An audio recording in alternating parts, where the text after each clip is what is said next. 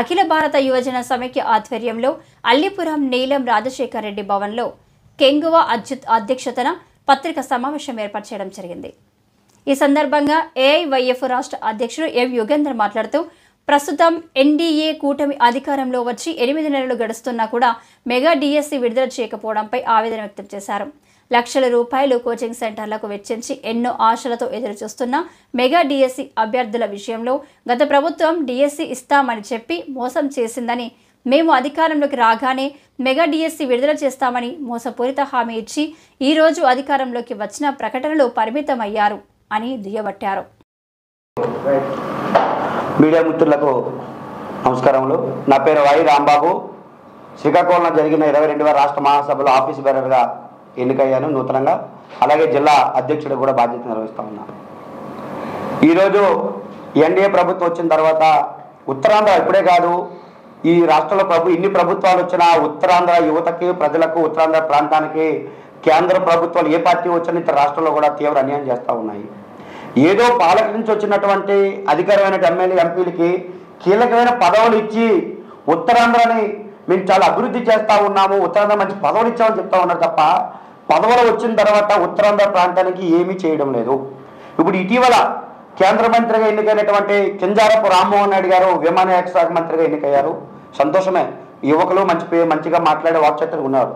మేమేం అడుగుతా ఉన్నామంటే ఉత్తరాంధ్రలోని ఉపాధి అవకాశాలు లేక యువకులు ప్రజలు ఇతర పట్టణాల్లో పోయి అక్కడ వెట్టి చాకిరీ చేసుకొని కూలికి తగిన శ్రమకు తగిన జీతం కూడా రాకుండా అనేక ఇబ్బందులు పడతా ఉన్నారు ఒకవైపు ప్రజలు.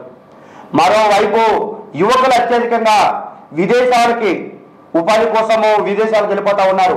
డిగ్రీ, ఎంఈ, బీఈడి చదివి ఇక్కడ ఉపాధి లేక, పరిశ్రమలు లేక, కనీసం ఇంట్లో తల్లిదండ్రులకు భారం కాలేక విదేశాలు పోతా ఉన్నారు. కొంతమంది యువత అయితే ప్రాణాలు కూడా తీసుకునే పరిస్థితులు మనం చాలాసార్లు చూసాం.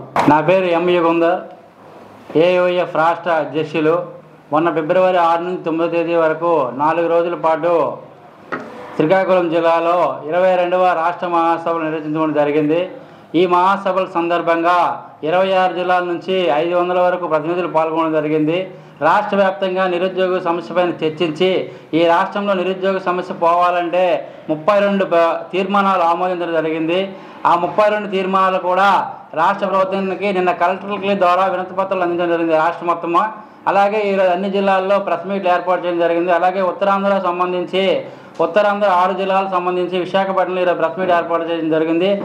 దీనికి ప్రధాన భాగంగా మెగా డిఎస్సి ఈ రాష్ట్రంలో ఎన్నికలకు రాకముందు మంత్రి లోకేష్ గారు యువగలం పాదయాత్ర పేరు మీద మెగా డిఎస్సి తీస్తాను, నిరుద్యోగ యువతను ఆదుకుంటాను, ఉద్యోగులు భర్తీ చేస్తానని చెప్పిన మంత్రి లోకేష్ గారు ఈరోజు 8 మాసాలు అవుతుంది ఎన్డీఏ గవర్నమెంట్ అధికారంలోకి వచ్చిన తర్వాత కూడా పేపర్ ప్రకటనలు తప్ప కూడా ఇంతవరకు మెగా డిఎస్సిని తీయలేదు.